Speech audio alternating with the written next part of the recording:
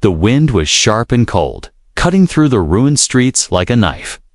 Broken buildings stood like ghosts, silent reminders of the war that had destroyed the city in the middle of it all. Near a refugee checkpoint, a strange figure moved. Slowly, like a shadow that didn't belong, she was tall and thin, her skin pale with a faint glow. Her long robe was torn and dirty. Dragging behind her as she walked, her eyes were large and sad, glowing softly in the dark like dying stars. Her name was Relia, and she was an alien widow with no home, no family, and no food. She passed by tents and small fires where other refugees gathered, but no one spoke to her. Humans looked at her with suspicion. Some whispered that she was cursed. Others believed she was dangerous. Relia didn't speak. She didn't beg loudly or cry out. She only stood near the edge of the food line, hoping someone would notice, but the guards ignored her. And the food crates ran empty before her turn came. She sat down beside a broken pillar. Holding her arms around her empty stomach, her breath came out in shaky clouds and her eyes closed. Slowly, she remembered her mate, now dead. She remembered her daughter's small hands, now buried under rubble. A sharp pain hit her chest, but she didn't cry. There were no more tears left. Children ran by, laughing and playing. Their laughter sounded like distant music, something she didn't understand anymore. Then, one small pair of footsteps stopped. A little human girl stood in front of her, holding something wrapped in cloth. Relia opened her eyes slowly and looked up. The girl had curly brown hair, big bright eyes, and dirt on her cheeks. She held out the cloth. Inside was half a loaf of bread, slightly crushed but still warm. "You look hungry," the girl said softly. "My name is Lily." Relia stared at her, unsure what to do. No one had offered her anything in weeks. She reached out with shaking hands. Taking the bread carefully, her fingers brushed the girl's, and for the first time in a long while, she felt warmth. Relia took a small bite, then another. It tasted like hope. Her lips trembled, and a tear slipped down her cheek. "Thank you," she whispered in her alien tongue. Lily smiled and sat beside her on the ground. "My dad says we have to be kind to others, even if they look different," she said. Swinging her legs, Relia looked at her with wonder. This child didn't seem afraid. She wasn't taught to hate. They sat together for a while. The cold wind now feeling less cruel. Relia chewed slowly, trying not to cry again. Lily looked up at the sky and then back at her. "Do you have a home?" she asked. Relia shook her head slowly. "No," she said in a low, broken voice. "No home. My dad is always busy." Lily said, "He fixes machines." She paused, then looked straight into Relia's glowing eyes. "But he's lonely too, I think." Relia blinked, not understanding what the girl meant. Then Lily leaned closer, her voice dropping to a whisper. "If you need a home, you can marry my dad." The alien widow froze, the last piece of bread halfway to her mouth. Her eyes widened, unsure if she had understood correctly. But Lily only smiled, then stood up and brushed dirt off her clothes. "Come back tomorrow," she said cheerfully. "I'll bring more bread." Then she skipped away, leaving Relia sitting in silence. The world felt different now. The air smelled of fire and cold metal, but something warm had entered her chest. That tiny voice, that small act of kindness, had broken through the wall around her heart. She looked down at the cloth. The bread came in, still warm from the child's hands. For the first time in many weeks, Relia didn't feel invisible. Someone saw her. Someone spoke to her like she mattered. And that someone was just a little human girl. Relia looked up at the sky, the stars hidden behind smoke and clouds. She held the bread close to her chest. Maybe tomorrow would be different. Maybe, just maybe. Hope was not dead after all. *, the sun rose weakly. The next morning, barely cutting through the gray clouds that covered the sky.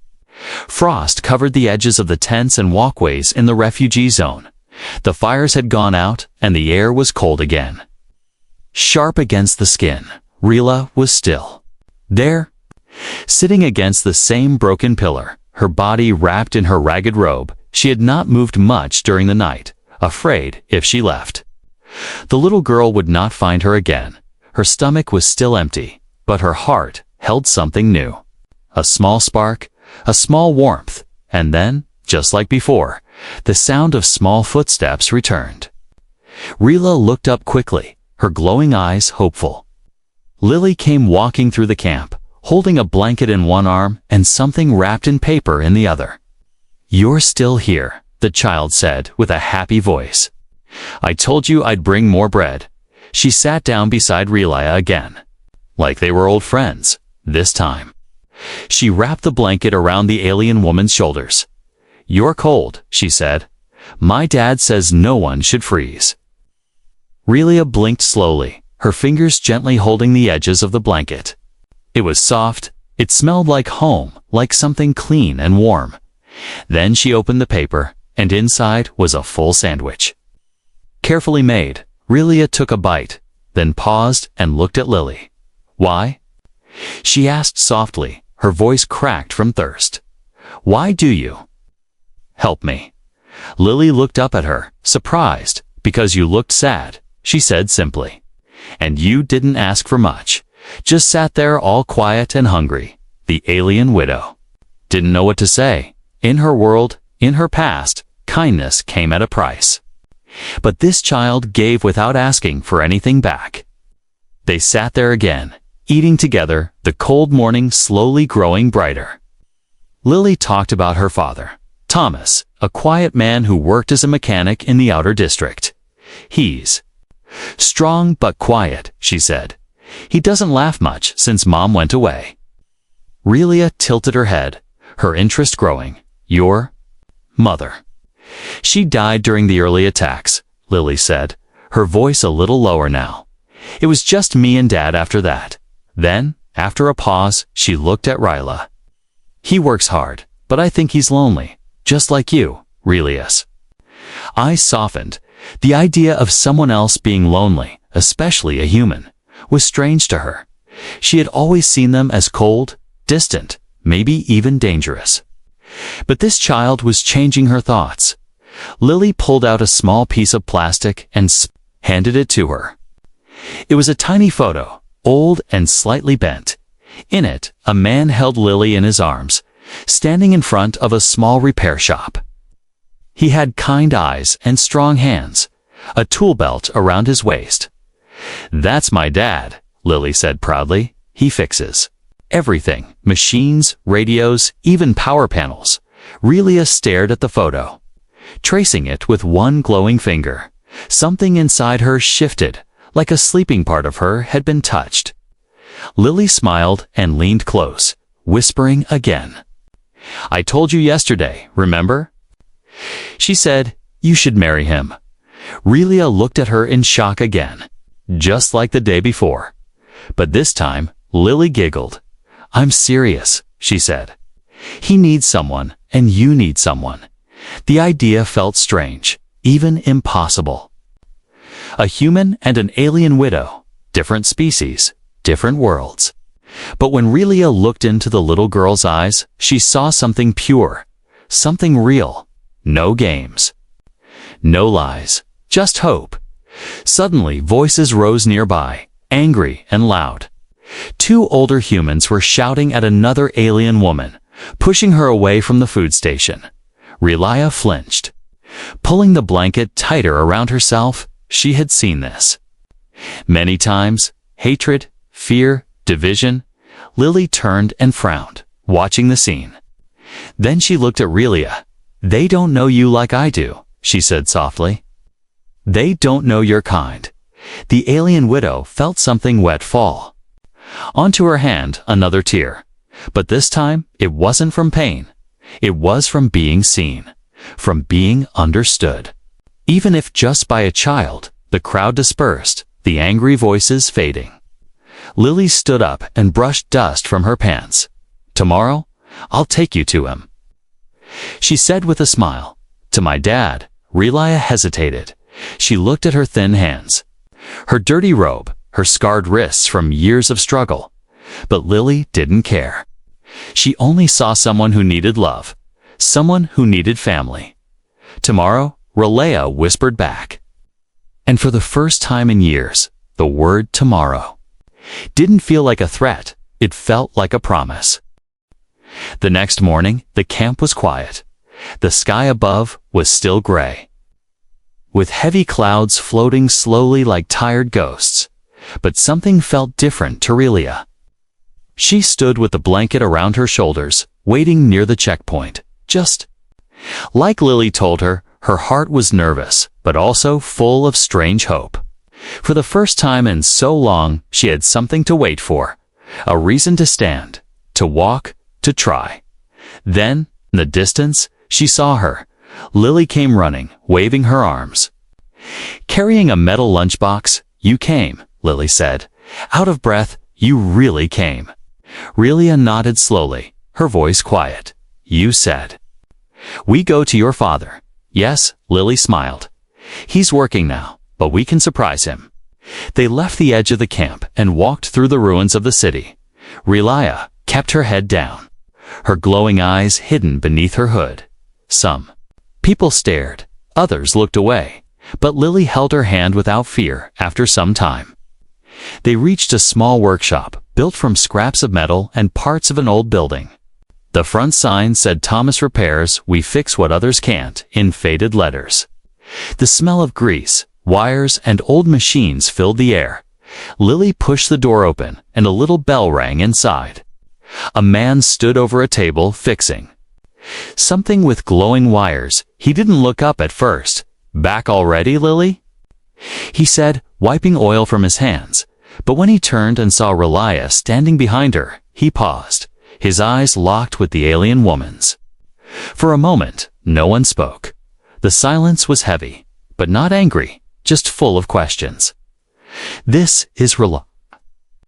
"Relia," Lily said proudly. "She's my new friend." Thomas looked at her with surprise.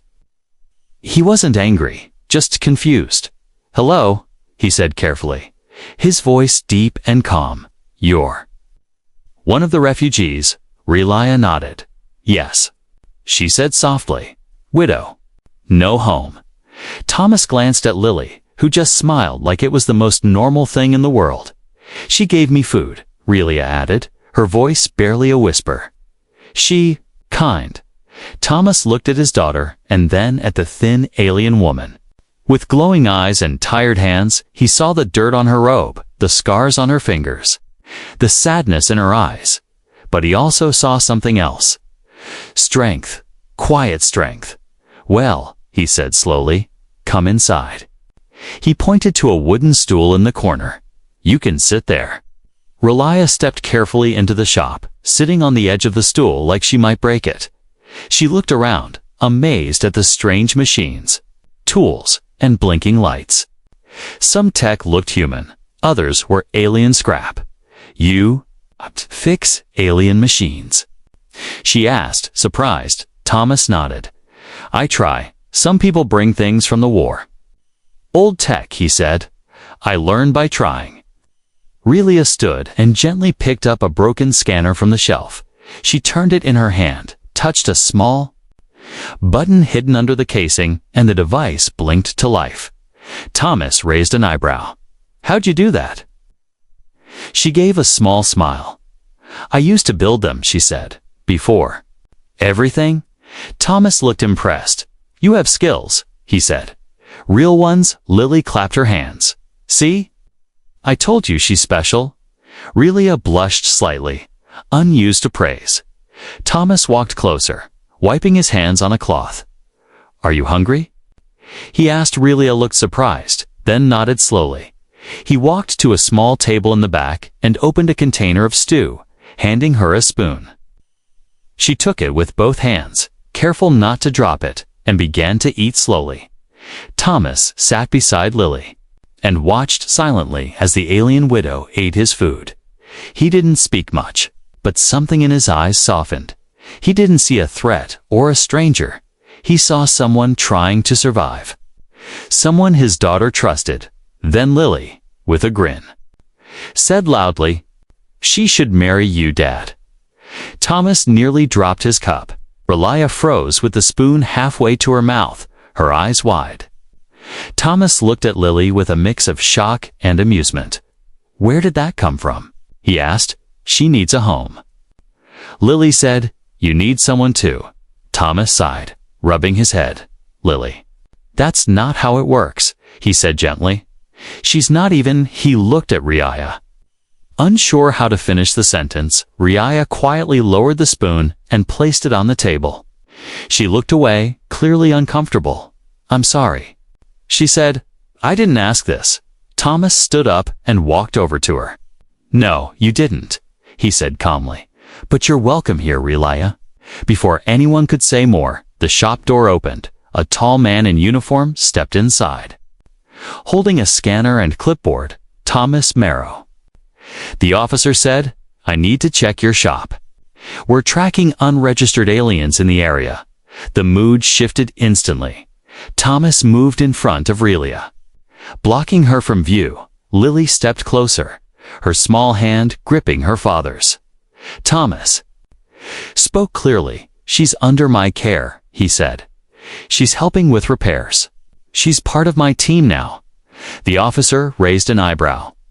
"We'll see about that," he said, scanning the room. "I'll be back." He left without another word, the door slamming shut behind him. Relia looked at Thomas, her voice shaking. "You protected me." Thomas nodded. "You're my guest," he said simply. "And I don't leave people behind." The silence in the shop felt heavier after the officer left. The door still shook slightly from the slam, and dust floated in the air. Relia sat frozen on the stool, her fingers tightly gripping the edge. She had been close to danger before, but this time it felt worse, because now she wasn't just hiding in the cold. Now she was inside a place that felt safe, and that safety was at risk. Thomas stood by the window, peeking through the curtain. His jaw was tight, his eyes alert. He looked like a man preparing for something he didn't want to face. "They'll come back," he said finally. "They always do." Lily didn't seem scared. She sat beside Relia and offered her a cup of water. "Don't worry," she whispered. "He always finds a way." Relia looked at Thomas, her voice soft. "You lied for me," she said. "I could be danger to you." Thomas turned to her, shaking his head. "No, you're not," he replied. "You're just someone who needed help. That's not a crime to me." She stared at him, not knowing what to say. Most humans feared her kind. Most would have handed her over to the officer without blinking. Thomas sat down across from her, hands clasped together. "There's a law," he said. "It's an old one from when the war ended. It says aliens can stay in human homes if they're family." Relia blinked slowly. "Family." He nodded. "Spouse, child, adopted," he explained. "If someone signs to claim you as part of their household, the officers can't take you." Her hands trembled slightly. "Would you do that?" she asked, barely above a whisper. Thomas hesitated. "I would," he said, "but only if you're okay with it." "I don't want to force anything." Lily jumped in quickly. "She's already family," she said with a smile. "She fixed your scanner and made your grumpy face nicer." Thomas chuckled softly, shaking his head. Relia looked down at her hands. The scars, the memories of the prison camps, the loss. She had never imagined becoming part of a human family. It sounded like a dream too far away. But she needed safety, and more than that, she wanted to stay. For Lily, for the quiet warmth of the shop, for the way Thomas looked at her without fear. "I will accept," she said quietly, "if the offer is real." Thomas nodded. "It is," he said. "You'll stay here, help me in the shop, take care of Lily when I'm out. In return, you'll be under my protection." It wasn't a wedding. It wasn't romance. It was survival, but it was survival with dignity, with kindness that night. Thomas filled out the old paper forms from the post-war regulations. He signed Relia's name under spouse partner. He knew it was strange, maybe even dangerous. But he also knew it was right. He placed the forms in a digital envelope and sent them to the registrar office. Now they could only wait. In the workshop, Relia sat beside the heater, holding Lily in her lap as the girl slept. Her glowing eyes stared at the fire, thoughts swirling in her mind. Thomas entered quietly, holding a blanket. "She falls asleep quickly when she's full," he said, placing the blanket over Lily's shoulders. Relia looked up at him, her voice gentle. "She is." "Light in dark places," Thomas nodded. "She saved me," he said. "After her mother died, I nearly gave up, but she reminded me how to live again." Relia's heart ached with understanding. She had felt that same pain, the loss of a child, the silence afterward. Now, this small girl was healing them both. Suddenly, Relia started coughing. Hard, she pressed a cloth to her mouth, trying to hide it. Thomas rushed to her side, worry in his eyes. "You okay?" he asked. She nodded quickly, forcing a weak smile. "Just dust," she lied. But the cloth had small dots of blood on it, hidden in her sleeve. Thomas didn't push, but he saw something, and his eyes stayed on her longer.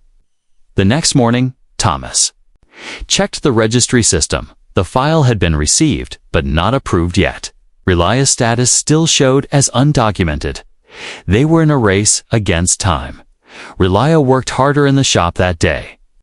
She repaired a damaged power core, reprogrammed a drone, and even organized the parts wall. Lily stayed by her side, laughing and talking as if everything was normal. When evening came, a knock sounded at the door. Thomas opened it to find the officer again, this time with two others. "We've had a report," the man said. "Someone claims you're harboring an alien fugitive."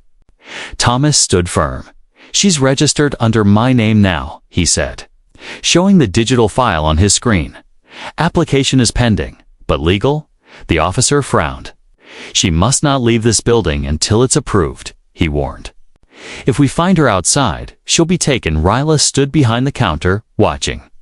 She saw the officer's eyes, cold, full of judgment. But then she looked at Thomas and Lily, standing strong for her. And something inside her whispered, "Stay strong." The officers left, and Thomas closed the door slowly. He turned to Relia, his face calm but tired. "We're almost there," he said. "You just have to stay safe, stay close." Relia nodded, for now.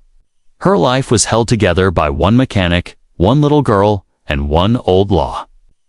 But it was more than she ever thought she'd have again. The days passed slowly, each one filled with quiet work and silent hope. Relia stayed inside the shop, just like Thomas asked.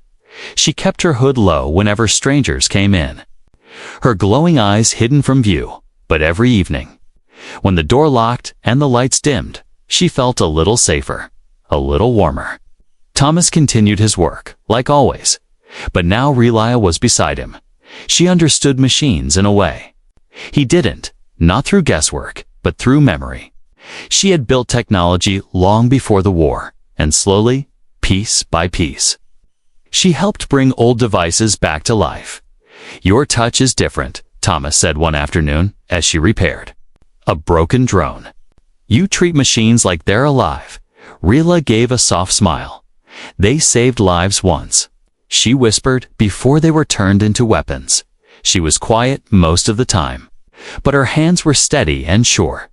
Customers began returning more often, not because of cheaper prices, but because things worked again. The strange shop, once seen as just a mechanic's old junkyard, was starting to feel like something more. And through it all, Lily watched with pride. "This is the best team ever," she'd say, spinning around with her arms wide. "Dad the fixer, Relia the genius, and me the boss." Thomas laughed when she said that. Even Relia would let out a quiet laugh, the sound soft and beautiful, like a forgotten song played again. But under her smile, something else was growing. The coughs returned deeper, sharper, and every time she hid them behind walls, behind cloth, behind silence. She didn't want to worry them, especially not Lily. One night after dinner, Lily had fallen asleep on the couch. Thomas was cleaning tools, and Relia was sorting through spare parts. Suddenly, her knees buckled, and she collapsed onto the floor. Thomas rushed to her side, catching her before her head hit the ground. "Relia," he shouted, his voice tight with panic. She opened her eyes weakly, coughing hard into her arm. This time, she couldn't hide the blood. Thomas carried her gently to the back room and laid her on the bed. He placed a blanket over her and brought a small medical scanner. It was old, but it still worked. He pressed it to her wrist, and the screen lit up with warnings: internal bleeding, organ damage, radiation exposure. What happened to you?" he asked softly. Relia looked at him, her voice thin and full of sadness. "The war," she said. "I escaped, but my body never healed. I was in a mining cell, near the engine core. No medicine, no light, only pain." Thomas sat down beside her, wiping sweat from her brow. "You should have told me," he said gently. "I would have helped. I didn't want to be a burden," she whispered. "I already asked too much." He shook his head. "You've given more than you've taken," he said firmly. "You helped save this place. You helped me smile again."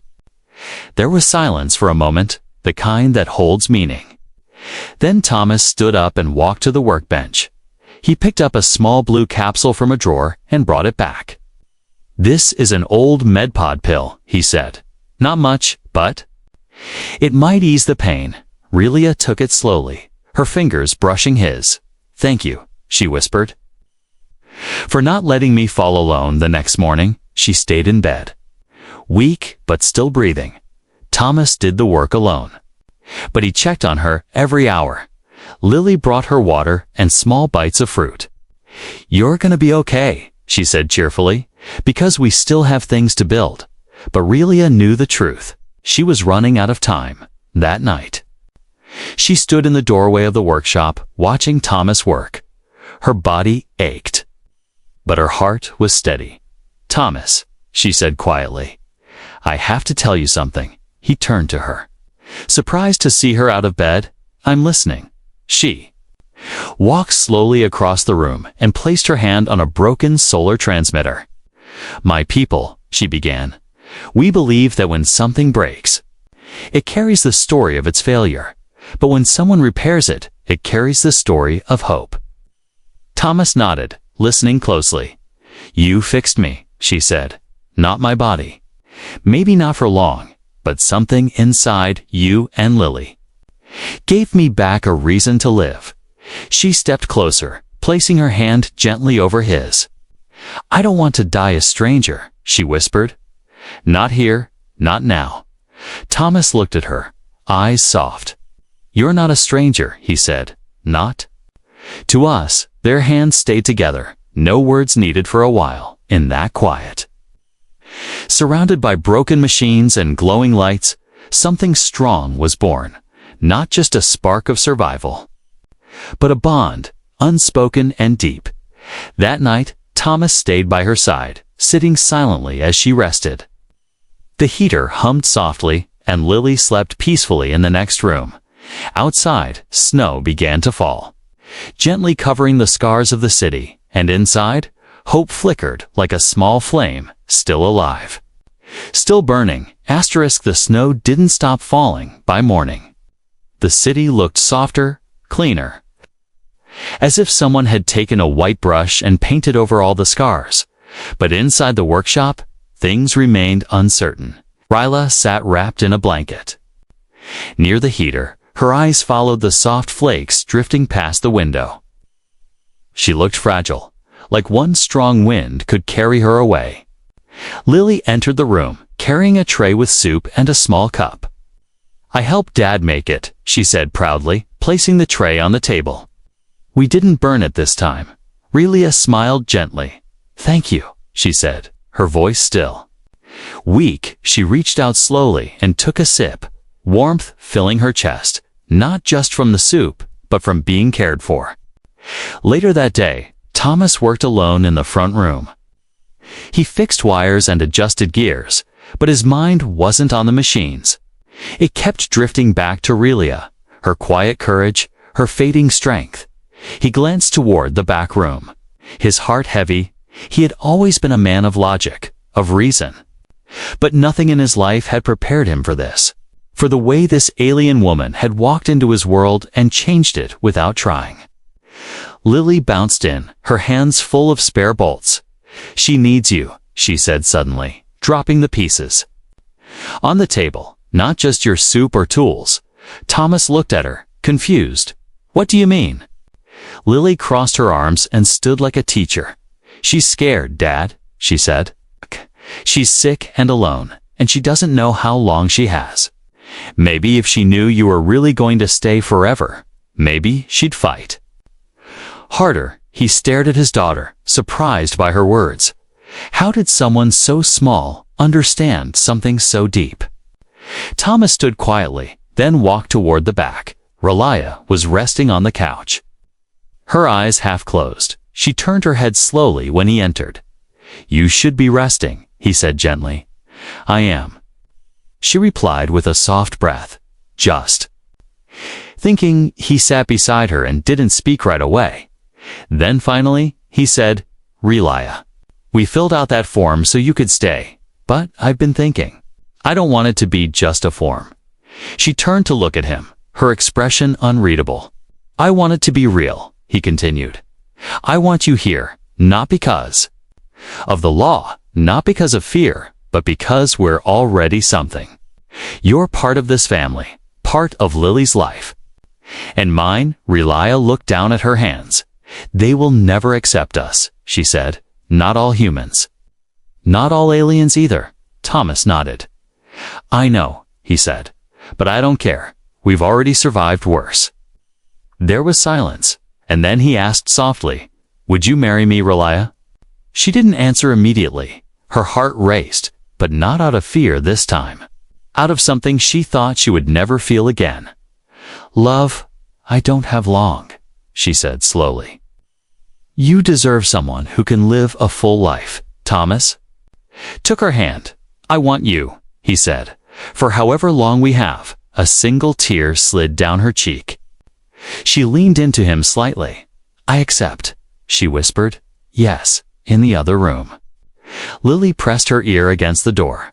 She grinned and whispered to herself, Told you so. The next day. The workshop felt alive. Thomas fixed up a corner of the shop for the small ceremony. It was simple, no music, no crowd. Just 3 people and a promise. Relia wore a soft blue cloth over her shoulders, a gift from Lily. Thomas wore a clean shirt and a nervous smile. Lily stood between them, holding a small, glowing crystal she found among Relia's things. She held it up like it was a sacred light. By this, she said proudly, I now declare you family. They all laughed, and Thomas and Relia touched foreheads gently. Not a human kiss, but something in between. Something theirs. That evening, they sat together by the heater, the warm glow lighting their faces. Thomas held Lily on one side, Relia on the other. The wind outside howled, but inside was peace. They weren't just surviving anymore, they were living, and even though the sickness still touched Relia's body, even though danger still watched from outside, she felt stronger. Not because she was healed, but because she was no longer alone. The snow finally melted. The streets of the city, once buried in white, now dripped with water and hope. The winds softened, and for the first time in weeks, sunlight touched the broken buildings like a quiet blessing. Inside the little repair shop, laughter echoed. Lily ran from table to table, wearing a flower crown made of scrap wires and small glowing crystals. She called herself Princess of Parts, and made Thomas and Riley her loyal royal workers. Riley smiled as she organized the tools, her steps slow but steady. Her body still ached, and the sickness hadn't disappeared. But something inside her had changed, something brighter than any medicine. Love, safety, and the strange warmth that came with being needed. She wore a simple ring made of copper and silver wire. Twisted by Thomas's own hands, it wasn't perfect, but it was real. Like everything they had built together. Customers now greeted her with respect. Some still whispered behind her back. But more often, they said things like, "She fixed my generator in half the time." Or "That alien woman knows machines better than anyone." She never asked for praise, but it filled her chest every time someone smiled at her without fear. One afternoon, an old woman came to the shop. Her legs shook as she walked, and her bag was full of broken tools. Rila took her gently by the arm and guided her to a chair. "Thank you," the woman said, blinking at Rila's glowing eyes. "You remind me of my daughter." Rila nodded slowly. "And you remind me of the mother I lost," she said. They shared tea while Thomas repaired the tools. And Lily showed her a drawing she made. It was a picture of all three of them. Lily, in the center, holding the hands of her father and Relia. Above them, in shaky letters it said, "My family Relia kept that drawing by her bedside. On nights when her body hurt more, she would hold it close and whisper words in her native tongue. Words of thanks, words of peace." One evening, Thomas returned from the supply depot with exciting news. The registration was approved, he said with a grin. "You're officially listed as my wife and Lily's guardian." Relia stood still for a moment, then slowly walked up and placed her forehead against his. "In your world, I am now real," she whispered. "You were always real to us," Thomas said. Holding her hand tightly to celebrate, Lily insisted they go outside, all three of them. Even though it was risky, Thomas agreed. They bundled up in coats and scarves and walked down the street like any other family. People watched them, some curious, some surprised. But no one shouted, no one attacked, some even nodded respectfully. After all, Thomas was known, and his shop had helped many. They stopped by the frozen pond where children played. Lily laughed and chased snowflakes, her voice bright like music. Relia sat beside Thomas on a bench, her breath visible in the cold air. "I never thought I'd see this," she said quietly. "Peace, family, freedom. I thought all of it was gone."